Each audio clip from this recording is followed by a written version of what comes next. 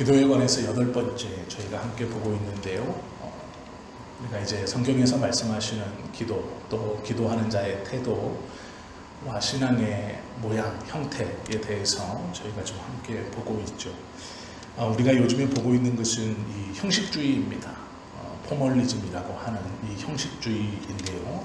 이것은 그냥 외식이라고 말하는 것이 아니라 점점점 성경적이지 않은 어떠한 모습이 우리에게서 조금씩 쌓여가서 그것이 하나님의 뜻과 대적하는 줄도 모르고 내 마음속에 나는 하나님이 하신 대로 말씀하신 대로 잘 지키고 있다.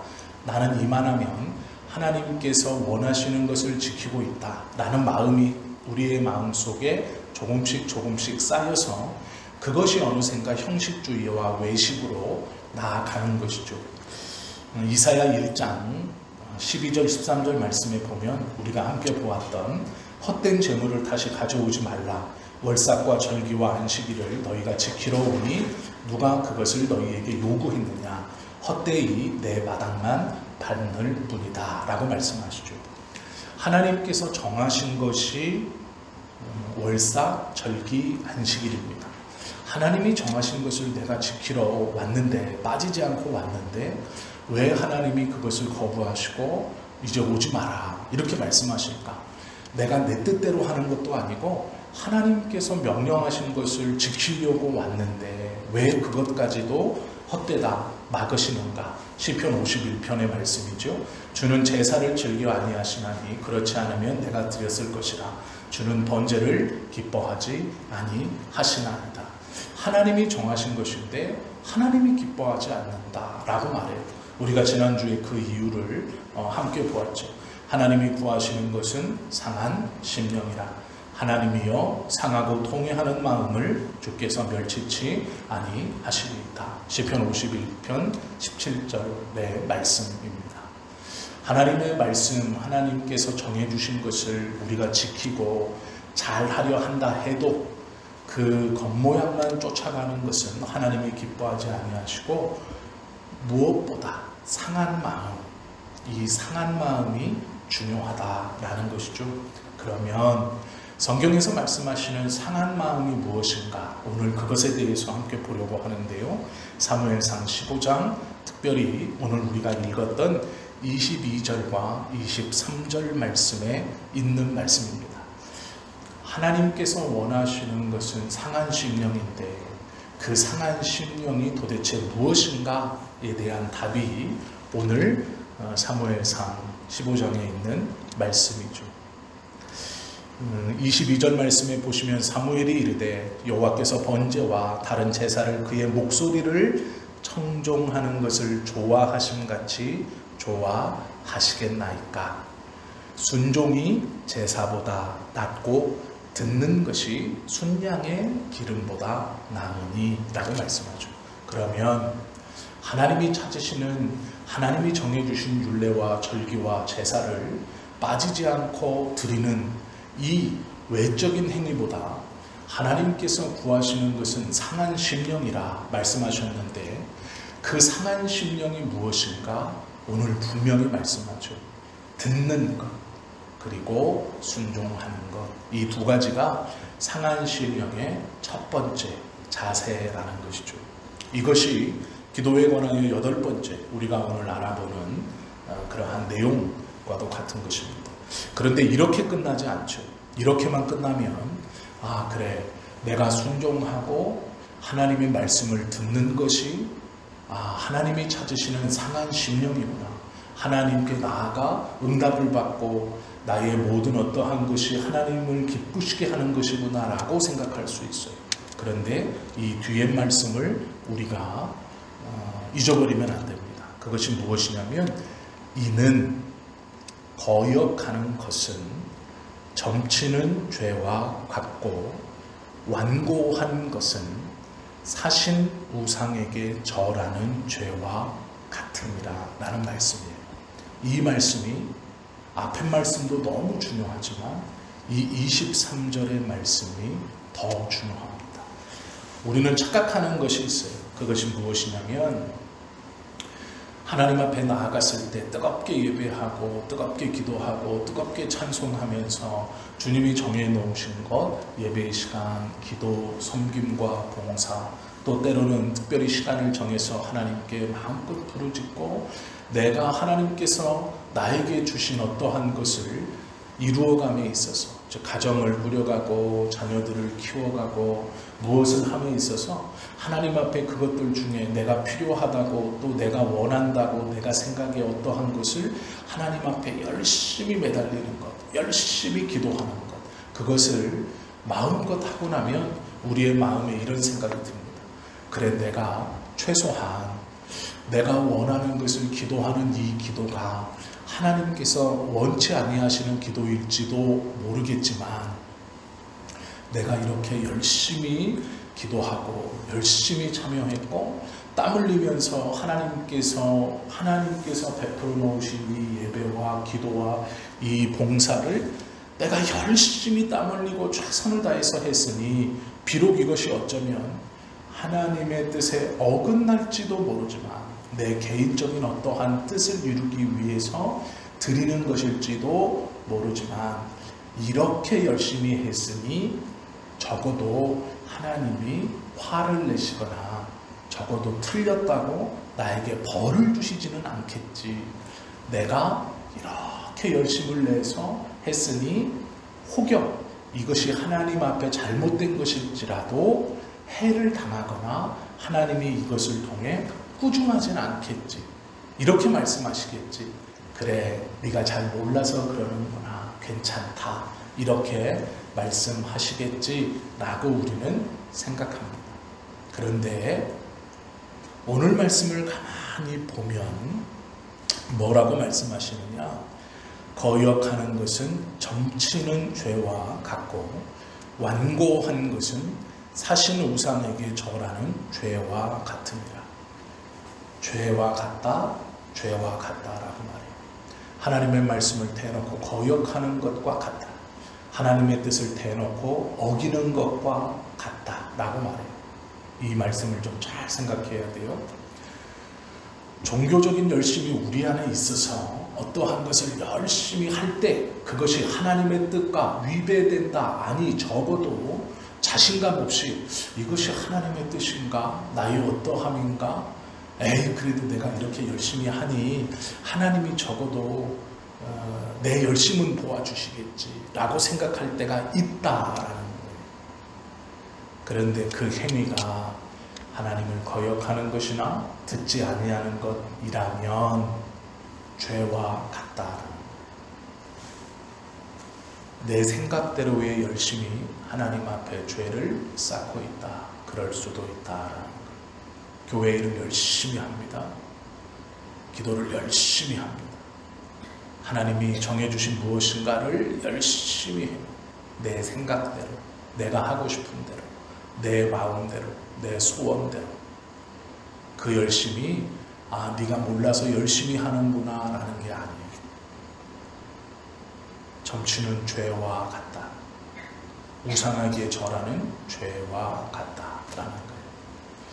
하나님의 일을 하는 데 있어서 하나님께서 원하시는 신앙의 모양을 붙들고 나아가는 데 있어서 죄와 같다라는 것, 어쩌면 열심히 내 마음대로의 행동이 내가 섬기는 무엇이 죄와 같을 수 있다. 오늘은 그것을 함께 좀 보려고 합니다. 오늘 사무엘상 15장은 사울왕과 사무엘 선지자 간에 있었던 대화입니다. 그런데 이 대화가 사무엘상 15장에서 바로 시작된 것이 아니에요. 그 앞에 사무엘이 사울에게 가르치려고 했던, 더 넓게 보면 사무엘이 이스라엘 백성에게 가르치려고 했던 뜻이 있었습니다. 그리고 더 넓게 보면 하나님이 우리에게 말씀하시고자 하는 그 하나님의 말씀이 그대로 있는 것 중 하나죠. 오늘 이 15장에서 등장하는 이 사건의 배경은 아말렉과의 전쟁입니다. 사울이 군대를 이끌고 이스라엘 군인 20만 또 유다의 군인 약 10,000명 정도를 데리고 아말렉과의 전쟁에 나아가서 그 아말렉의 왕을 물리쳐서 아말렉의 왕을 잡아들였던 그러한 왕을 잡아들여 참수하고 그 아말렉을 완전히 이렇게 진멸시켰던 그 일이 배경이에요.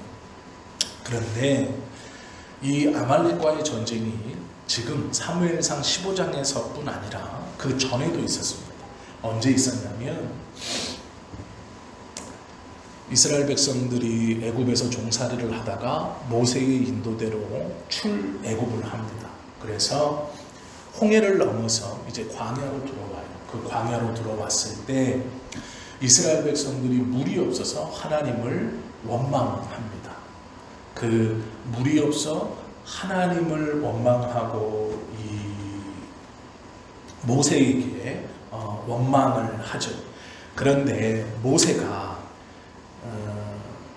이 우물 사건이 두 개가 나와요. 하나는 반석을 때려서 물이 터지게 한 사건과 하나는 오아시스가 발견됐는데 물이 써서 먹지 못했던 마라의 이야기죠. 이 아말렉과에 관련된 건 반석에서 물을 쳐서 내게 한 이야기입니다. 요때 이 반석에서 물을 팍 때려가지고 이제 그 반석이 갈라지면서 물이 터졌죠. 이것을 무리바 혹은 마사라라고 불러요.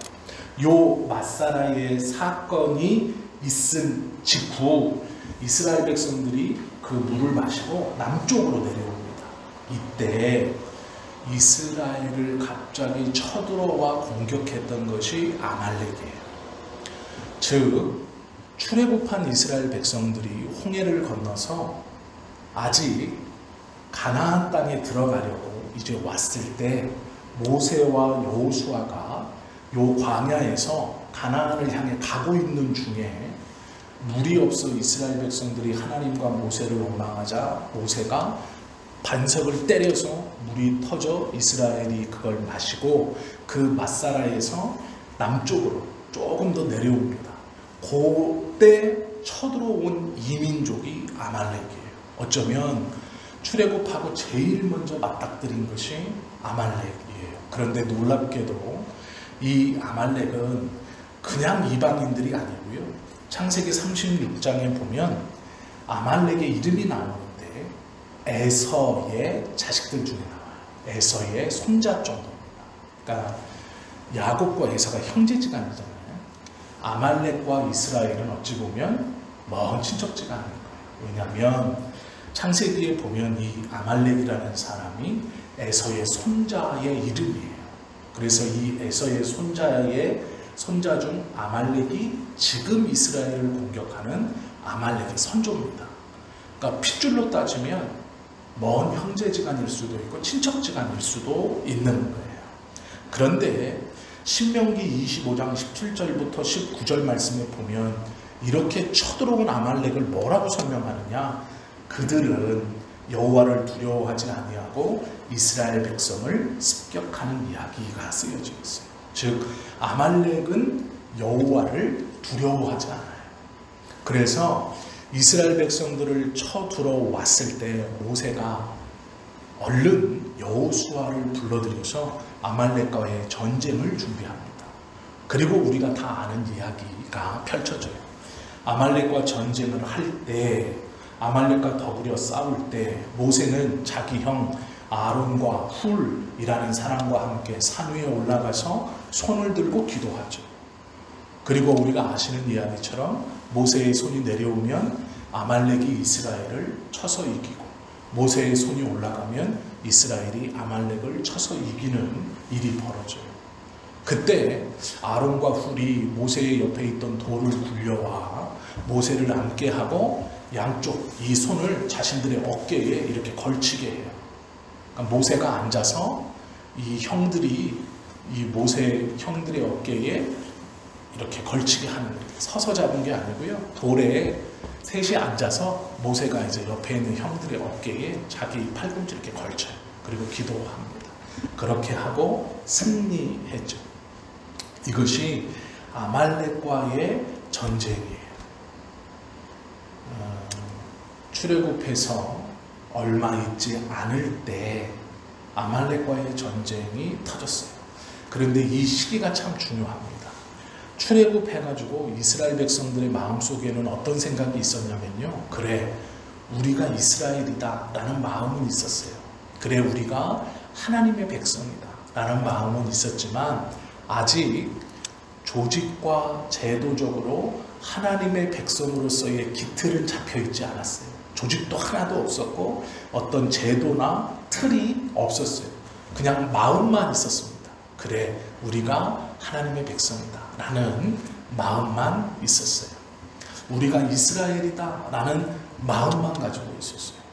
그래서 하나님의 영광을 위해서 싸우는 것이 아니라 모세의 명령 때문에 싸우는 거예요. 쳐들어온 이 민족에 대해서 모세가 명령하고 여호수아가 이끄니까 그 명령과 이끄는 대로 싸우는 거예요. 어떤 자의식이나 사명이 투철하고 하나님의 백성이라는 조직으로 딱 무장되어서 싸운 게 아닙니다. 단순히 쳐들어오는 적을 맞아 싸운 것이죠. 이렇게 시간이 있다가 모압 평지에서 모세가 그 전쟁, 아말렉과의 전쟁을 끝낸 이스라엘 백성들을 모아놓고 하나님의 말씀을 다시 가르쳤어요. 왜 가르쳤냐? 그 전쟁에서 이방인이 쳐들어왔을 때 함께 싸워서 전쟁에 승리한 그 이스라엘 백성들이 누군지를 다시 가르쳤어야 돼요. 왜 그러느냐? 애굽에서 너무나 오랜 시간 동안 그들이 하나님의 말씀을 잃어버리고 이제 출애굽했지만 그 속에는 이스라엘 백성만 들어있는 게 아니라 허다한 잡족이 함께 이스라엘과 나왔습니다. 그래서 이들이 이스라엘이라고 불리지 않고 히브리인들, 잡족들, 여러 민족이 섞여 있는 집단 이렇게 불렀어요. 그들에게 하나님의 말씀을 다시 가르칠 필요가 있었던 모세가 과거의 이야기에서부터 하나님께서 이스라엘, 히브리가 아니고 이스라엘 백성에게 하나님의 뜻이 무엇인가를 하나하나 다시 가르쳤던 것이 신명기의 이야기예요. 그래서 신명기는 하나님의 율법, 하나님의 제사, 하나님께서 정하신 어떠한 신앙의 모양과 지켜가야 할 것들이 다시 한번 모세를 통해 이스라엘 백성들에게 베풀어지었던 그런 이야기들이 쭉 기록되어 있죠. 그 시간을 다 거친 후에 신명기에 보면 아말렉을 잘 기억해 두어라. 우리가 여호와의 명령을 받들고 애굽에서 나오는 도중에 궁핍해 있을 때 하나님을 두려워하지 않은 저 백성이 우리를 공격했던 것을 기억해라. 그들이 아말렉이다 라고 신명기 25장 17절부터 19절 말씀에 있어요.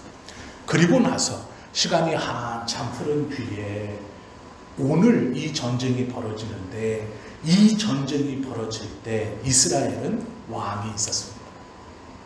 그게 누구예요? 사울입니다.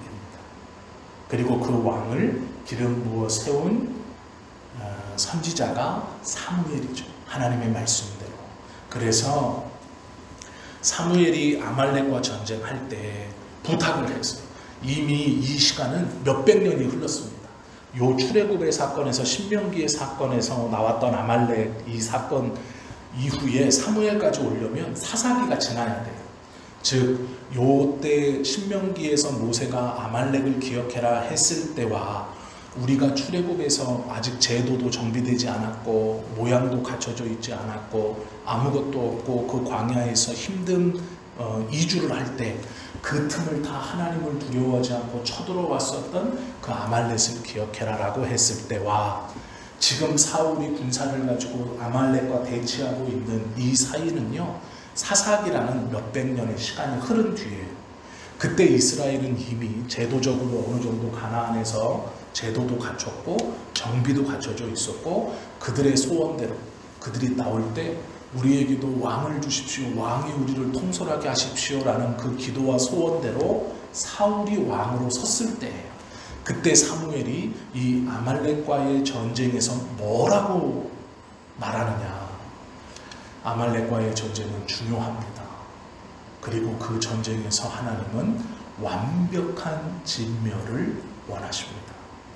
아말렉의 편에 있는 것은 짐승 새끼 하나라도 살려두지 말고 다 진멸하십시오 라고 말하죠. 우리가 이야기를 다 알고 있죠. 그때 사울이 이스라엘 군사들 20만과 유다의 군사들 10,000명을 소집해서 이 군사들을 가지고 아말렉과 전쟁을 벌입니다. 그리고 거기서 아말렉 왕 아각을 사로잡아서 죽여버리죠.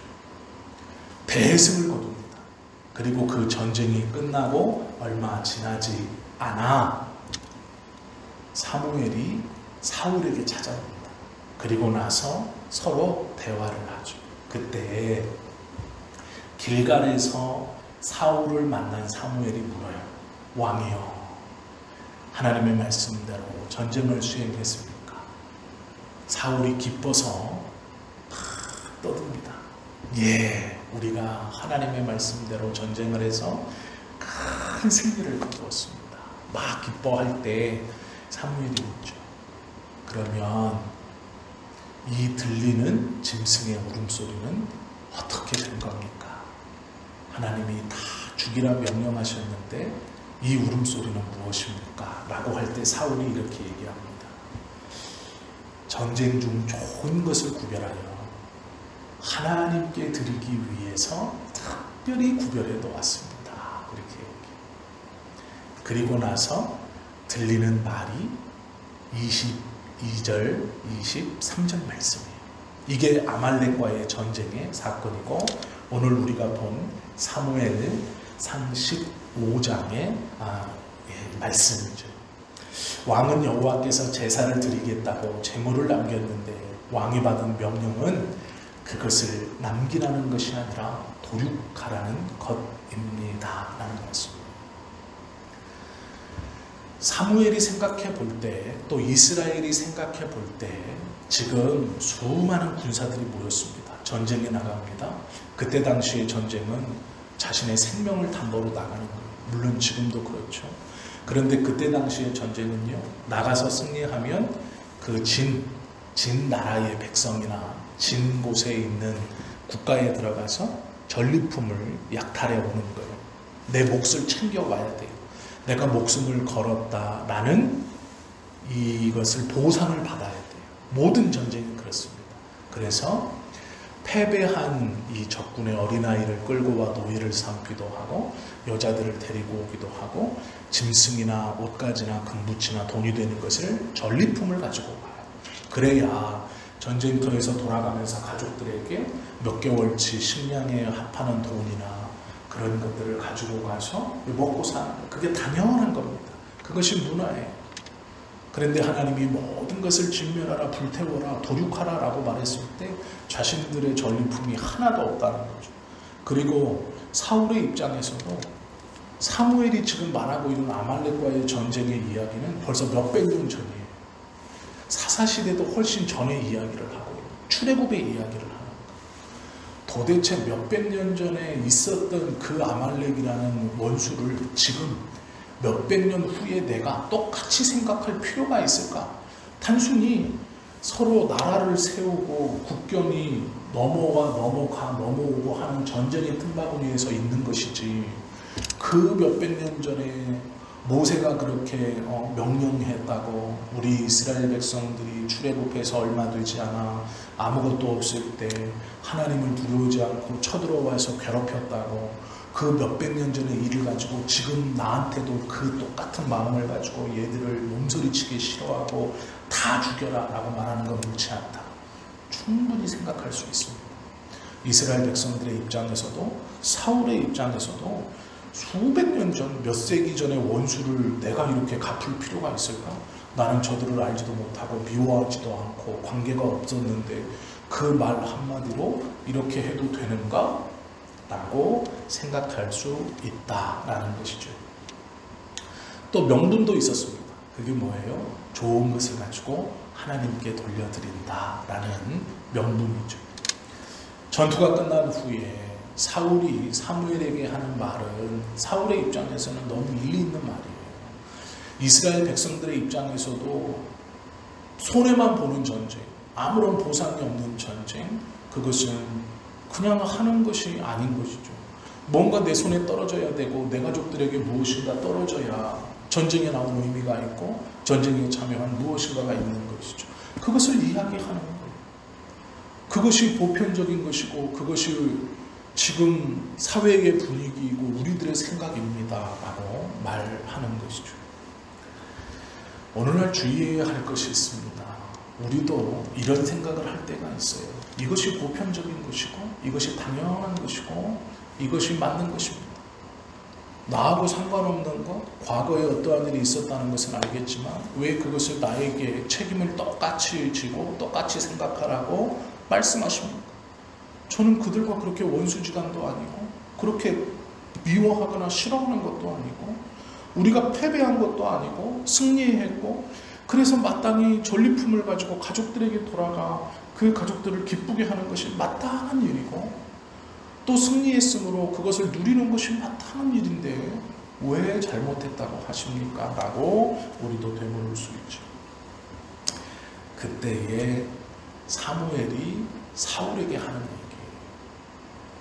제사보다 순종이 나은 것입니다. 만약에 그 말을 듣지 않는 것은 그냥 듣지 않는 게 아니고 우상에게 절하는 죄와 같은 것입니다. 이해가 되셨죠? 하나님이 찾으시는 상한 심령이 무엇이냐? 듣는 것과 순종인데요. 원래 이 두 개는 같은 말이에요. 두 개는 같은 말인데 성경을 좀 구별해서 말씀하셨죠. 그 역사적인 아말렉과의 이야기 속에서 하나님이 원하시는 건 진멸이에요. 왜 그러냐면 아무것도 없었던 내 백성을 나를 두려워하지 않고 수백 년 전부터 두려워 괴롭혔던 이 아말렉, 이것을 너희가 지금이 어떻고 내 생각이 어떻고 전통이 어떻고 이거 따지지 말고 내 말을 들어라, 순종해라 라고 말했을 때 그들이 붙은 것은 무엇이었냐면 하나님께서 말씀하신 그 말씀을 들었습니다. 그러니 전쟁을 했겠죠. 말씀을 안 들었으면 전쟁에 안 나가요. 전쟁에 나갔다는 것은 말씀을 들었다는 거예요. 들었는데 문제는 그 결과에 대해서 하나님의 말씀처럼 전쟁에 나가 승리를 거두자 그 결과에 대해서 일은 끝났습니다. 전쟁은 끝났어요. 승리했어요. 아각을 잡아서 죽여버렸고 아말렉을 물리쳤습니다. 말씀을 듣고 그 일이 해결이 됐어요.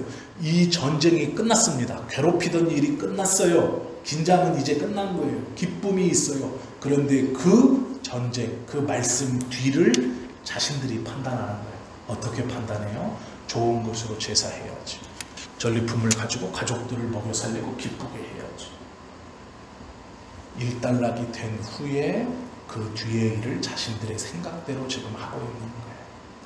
하나님이 말씀하시는 건 듣는다, 순종이다 라는 건데요. 우리는 여기서 놓치시면 안 되는 게 이 포인트예요. 쳐들어왔습니다. 이스라엘 백성들이 큰 피해를 봤어요. 나서는 이가 없어요. 사울이 나서서 하나님의 이름으로 군인들을 소집합니다. 하나님의 이름으로 선언되었기에 그래 우리가 이 일을 합심해서 저 아말렉을 물리쳐야 한다. 사무엘이 말하고 있고 하나님의 뜻을 전해주었고 사울이 그것을 통해 이스라엘 백성들을 소집해서 전쟁에 나갔습니다. 그리고 하나님의 말씀처럼 전쟁에서 승리했어요. 우리는 여기까지라고 생각해요. 승리했다. 즉 승리한 것으로 말씀을 들었다. 이렇게 생각해요. 이제 됐다. 우리가 하나님의 말씀대로 승리해서 나를 괴롭히고 나를 힘들게 했던 이 일이 해결되었다. 이제 우리는 돌아가 기쁨을 누리면 된다. 이것이 하나님의 뜻이다. 우리는 순종했다라고 생각해요. 그러니까 성경은 그렇게 말하지 않아요. 그 뒤의 일을 어떻게 하느냐가 듣고 순종이다라고 말하는 거예요. 지금 이것을 참여하지 않았다는 게 아니에요. 여기는 순종했어요. 여기는 하나님의 뜻대로 모여서 전쟁했습니다. 그래서 승리했어요. 문제는 그 다음이에요. 승리는 했어요. 이제 긴장은 풀렸습니다. 두려움은 끝났어요. 죽을 일은 없어요. 열심히 싸웠습니다. 목숨을 내놓고 전쟁을 했어요. 그런데 주의 뜻이 여기서만 순종할 게 아니라 이제 내가 끝났다고 생각하는 그 순간 이 뒤가 남아있는 거예요. 우리가 이걸 간과하기 시작하면 안 된다. 이걸 간과하는 것이 뭐냐면 점치는 것과 우상 숭배하는 것과 똑같은 죄다라고 말하는 거예요. 이걸 안 한 게 아니에요. 이걸 했어요. 이건 목숨을 거는 일이에요. 두렵지 않은 일이 아닙니다. 두려운 일이에요. 그러나 여기가 중요해요. 여기도 중요하지만 이것을 잘했다면 여기도 잘 끝내야 돼요. 이것이 내 생각이에요. 이것이 내 가족들을 보는 거예요. 이제 두리번 되기 시작하는 거예요. 뭐가 합리적이냐, 뭐가 맞는 일이냐. 다 죽일 필요가 있어. 다 진멸할 필요가 있어. 전리품을 얻는 것이 당연하고 전쟁이에요. 하나님께서 정한 하나님, 이 전쟁에 승리를 주신 하나님을 높이는 것, 그것에 이 좋은 것을 사용하면 하나님이 더 기뻐하시고 더 좋아하시는 것이죠.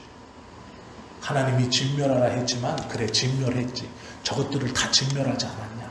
우리가 아말렉을 왕까지 다 진멸하지 않았냐. 하나님이 진멸하라, 다 진멸했다. 그러나 하나님의 명령은요, 전쟁 전부터 짐승 새끼 하나라도 남겨두지 말고 다 죽이라는 거죠. 부분적 순종하고 그것으로 만족하고 그 결과는 자기들이 지금 나누어 먹고 있는 내 생각대로 풀려야 된다는 거예요. 우리의 신앙에서 우리는 이 앞에 하나님의 이름으로 모이고 위험을 감수하면서 신앙의 어떤 섬김, 봉사, 예배, 교회의 어떤 어려움을 함께 하나님의 말씀으로 이겨가는 것을 위해서 열심히 할 수 있어요. 그런 중일지도 모르고 어떤 문제에서는 그것이 해결됐을지도 몰라요. 우리 교회로 예를 들면 하나님께서 원하시는 예배의 장소를 이전하는 것이 그것일 수 있어요. 이전을 반대해서 떨어져 나간 사람들이 있을 수 있고요. 그 말씀에 순종하고 들어서 함께 이전해 왔어요. 이 전쟁을 끝낸 것이죠. 그러면 그 뒤에도 우리끼리 이제 이것이 됐으니 되었다가 아니에요.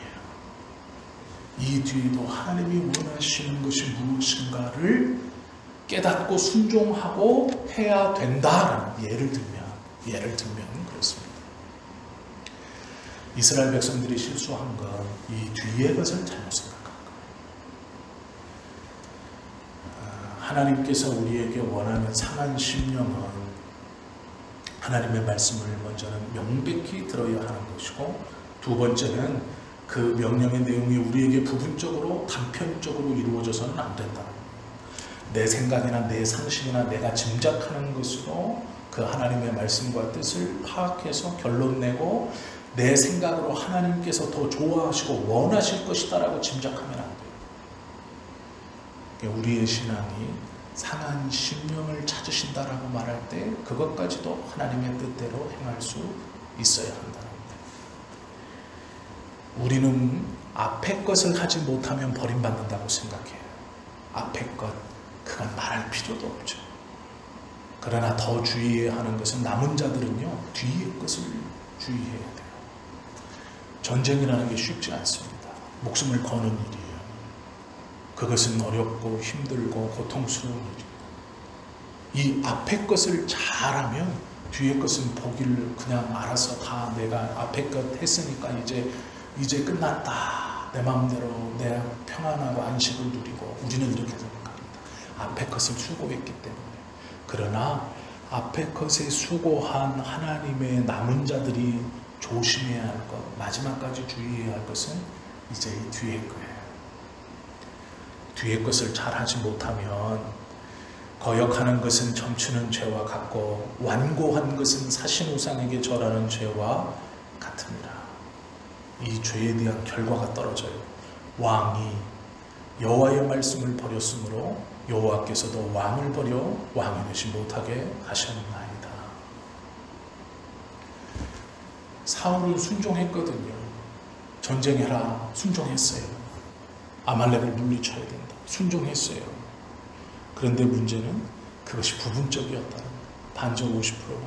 물론 이 반절 50%는요 너무 힘든 거예요.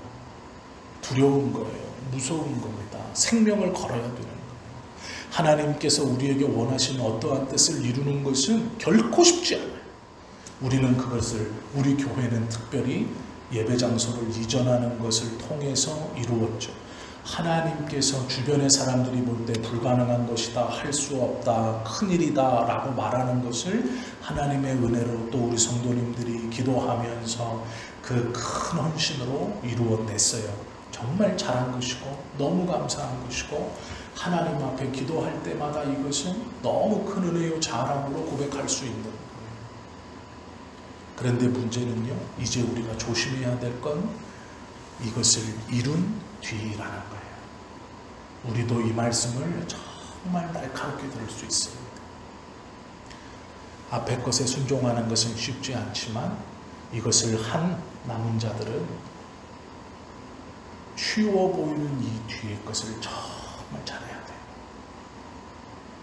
우리는 특별히 여러 일들을 통해 하나님의 말씀을 계속 순종하고 우리 삶에서 지켜가고 있지만 적어도 이런 면에 있어서 이 일에 있어서는 우리도 이 뒤에 걸 잘해야 돼요. 이걸 민감하게 봐야 돼요. 끝날 때까지는 끝난 게 아니에요. 내 뜻대로 하고 싶고 내 마음대로 하고 싶고 이제 되었다라고 하는 그 순간 그것이 하나님의 말씀에 대한 절반의 순종일 수도 있다라는 생각을 가지고 다시 정신을 바짝 차려야 돼요. 내가 이렇게 하면 이걸 했으니 이렇게 하면 적어도 아니에요.